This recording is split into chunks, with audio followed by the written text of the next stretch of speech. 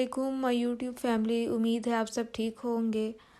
آج کا ولاگ ہم ایک بابرکت ٹاپک پہ تھوڑا سا ہم اس پہ نظر کریں گے۔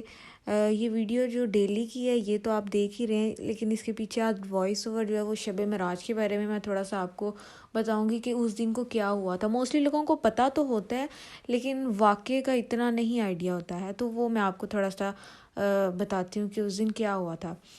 نبی کریم صلی اللہ علیہ وسلم نے فرمایا کہ ایک رات میں سو رہا تھا کہ اچانک چھت پھٹ گئی اور آسمان سے جبرائیل علیہ السلام اور کچھ فرشتے آئے اور میرا سینہ چاک کیا گیا، مطلب سینے کو کاٹ دیا گیا اور تمام اعضاء کو نکال کر آب زمزم سے دھویا گیا۔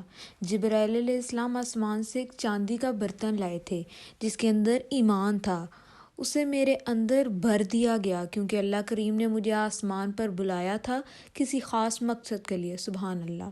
پھر جبرائیل علیہ السلام مجھے باہر لے کر گئے جہاں پر ایک سواری تھی جس کا نام براق تھا، جو قد میں گدھے سے بڑا اور کھچر سے چھوٹا تھا، جس کا ایک قدم آسمان کو پار کرتا تھا۔ حضور پاک صلی اللہ علیہ وسلم نے فرمایا کہ مجھے مکہ مکرمہ سے مسجد اقصیٰ لے جایا گیا۔ وہاں اقصیٰ میں سارے نبی علیہ السلام موجود تھے اور حضور صلی اللہ علیہ وسلم کو امام بنایا گیا، اور اپنے تمام نبی علیہ السلام کی امامت کی وجہ سے آپ کو امام الانبیاء یعنی تمام نبیوں کا امام کہا جاتا ہے، ان کا لیڈر کہا جاتا ہے، سبحان اللہ۔ پھر یہاں سے ہوا آپ کا آسمانی سفر شروع۔ جبرائیل علیہ السلام آپ کو لے کر پہلے آسمان پر پہنچے اور دستک دی۔ فرشتوں نے عرض کیا کون ہے؟ فرمایا گیا کہ میں جبرائیل علیہ السلام۔ فرمایا ساتھ کون ہے؟ فرمایا محمد صلی اللہ علیہ وسلم ہے، اللہ نے انہیں بلایا ہے۔ دروازہ کھلتا ہے، تمام فرشتے آپ کو سلام کرتے ہیں اور تبھی وہاں پر ایک بزرگ بیٹھے ہوئے ملتے ہیں جو اپنے سیدھے ہاتھ کی طرف دیکھ رہے ہیں، خوش ہوتے ہیں، اور الٹے ہاتھ کو دیکھتے ہیں تو مایوس ہو جاتے ہیں۔ حضور صلی اللہ علیہ وسلم نے فرمایا یہ بزرگ کون ہے؟ جبرائیل علیہ السلام نے فرمایا یہ تمام انسانی مخلوق کے باپ حضرت آدم علیہ السلام ہے۔ پوچھا یہ کبھی خوش ہوتے ہیں کبھی اداس ہوتے ہیں، اس کی کیا وجہ ہے؟ تو انہوں نے عرض کیا کہ وہ انہوں نے فرمایا کہ ان کے جب سیدھے ہاتھ میں دیکھتے ہیں تو اپنی ان اولاد کو دیکھتے ہیں جو جنت میں ہوگی، اور الٹے ہاتھ کو دیکھتے ہیں تو ان اولاد کو دیکھتے ہیں جو جہنم میں ہوگی۔ تو پوچھا گیا کتنے لوگ جنت میں ہوں گے؟ تو فرمایا گیا کہ جنت میں 1000، جو دوزخ میں 1000 میں سے 999 لوگ دوزخ میں پائے جائیں گے۔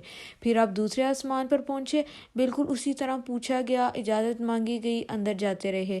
یہاں آپ کو 2 نبی ملے، حضرت یحییٰ اور حضرت عیسیٰ علیہ السلام۔ آپ سے سلام کلام ہوا، اس کے بعد آپ تیسرے آسمان کی طرف روانہ ہوئے جہاں پر آپ کو ایک بہت نہایت ہی خوبصورت نبی علیہ السلام سے ملاقات ہوتی ہے۔ فرمایا یہ کون ہے؟ فرمایا گیا یہ یوسف علیہ السلام ہے۔ اللہ کریم نے دنیا کی تمام خوبصورتی حضرت یوسف علیہ السلام کو عطا کی ہے۔ پھر آپ چوتھے آسمان پر پہنچے جہاں ادریس علیہ السلام تھے۔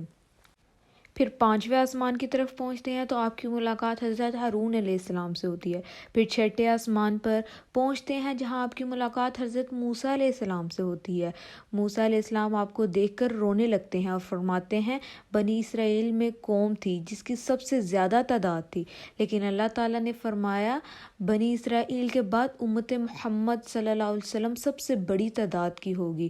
میرے یہ آنسو خوشی کے آنسو ہیں کہ میری ملاقات آپ سے ہوئی ہے۔ فرمایا لوٹ کر آئیں گے تو ملتے ہوئے جائیے گا اور بتائیے گا کہ اللہ تعالیٰ نے آپ کو کیوں بلایا ہے۔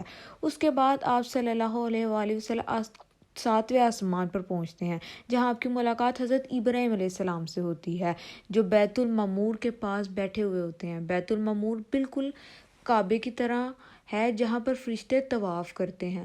وہ اتنا بڑا ہے کہ ایک طواف جو ہے وہ 70,000 فرشتے کر پاتے ہیں، اور فرشتوں کی تعداد اتنی زیادہ ہے کہ ایک بار جس فرشتے نے بیت اللہ میں طواف کر لیا ہے اس کو قیامت تک دوبارہ باری نہیں مل جائے گی۔ اس کے بعد آپ صلی اللہ علیہ وسلم 7ویں آسمان یعنی سدرۃ المنتہا پر پہنچتے ہیں۔ سدرہ کہتے ہیں جھاڑ کو کہا جاتا ہے، ٹھیک ہے۔ تو سدرۃ المنتہا وہ جھاڑ ہے جس کے پتے اتنے بڑے ہیں کہ اس پر اگر کہا جاتا ہے کہ اگر 70,000 سال بھی ایک گھوڑا دوڑ سکتا ہے۔ وہاں سے جبرائیل علیہ السلام آپ سے فرماتے ہیں کہ اب اس سے آگے کا سفر آپ طے کریں، میری جو حد ہے وہ یہاں تک ہی محدود ہے۔ اب آپ کی ملاقات اللہ کریم سے ہوتی ہے۔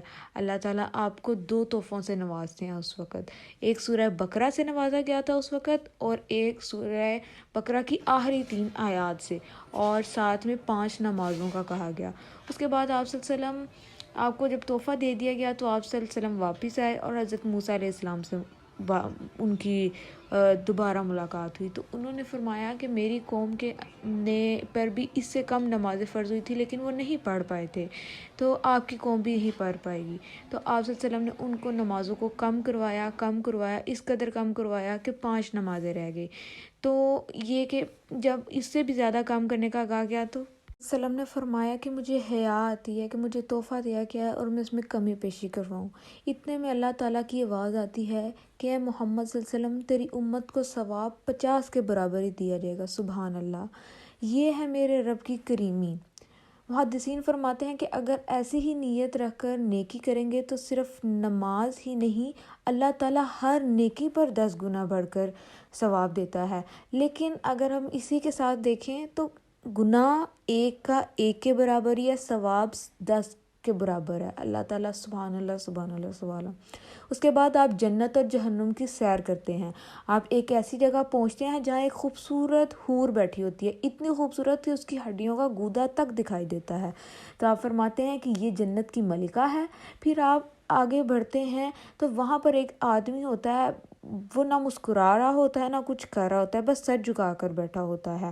تو فرمایا یہ کیا ہے؟ انہوں فرمایا کہ یہ جہنم میں ہے، جہاں کچھ لوگ جن کے ناخن پیتل کے ہوں گے اور وہ اپنے بدن کو نوچ رہے تھے، چہرے کو نوچ رہے تھے۔ فرمایا گیا یہ کون سے لوگ ہیں؟ تو فرمایا گیا کہ یہ وہ لوگ ہیں جو دنیا میں غیبت کرتے تھے، لوگوں کی عزت پامال کرتے تھے، آج یہ خود کو پامال کر رہے ہیں۔ استغفر اللہ استغفر اللہ۔ پھر آپ صلی اللہ علیہ وسلم کو اس جگہ واپس چھوڑ دیا گیا، اور جب صبح کا وقت ہوا تو انہوں نے یہ سارا واقعہ لوگوں کو، مشرکین کو بتایا، لیکن انہوں نے یقین نہ کیا، اور حضرت ابوبکر صدیق سے پوچھا کہ کیا رسول صلی اللہ علیہ وسلم سچ کہتے ہیں؟ تو انہوں نے فرمایا بے شک آپ صلی اللہ علیہ وسلم جو کہتے ہیں سچ کہتے ہیں، اور ہمیں اس پہ یقین کرنا چاہیے۔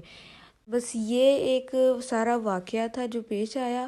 اللہ تعالیٰ ہمیں بھی توفیق دے اپنے نبی کے نقش قدم پر، ان کی سنتوں پر عمل کرنے کی، جو انہوں نے تکلیفیں ہمارے لیے برداشت کی، ہم بھی اس کا برابر تو نہیں کر سکتے، لیکن اللہ ہمیں اتنی توفیق دے کہ ہم ان کے لیے کچھ حصہ جو وہ ہم سے امید رکھتے تھے کہ میری امت یہ نہیں کرے گی، ہم وہ کر سکیں۔ اللہ تعالیٰ آپ کو بھی توفیق دے، اللہ تعالیٰ مجھے بھی توفیق دے۔ اور اگر آپ کو یہ ولاگ اچھا لگا ہے تو اس کو لائک کریں، شیئر کریں، سبسکرائب کریں۔ Thank you so much.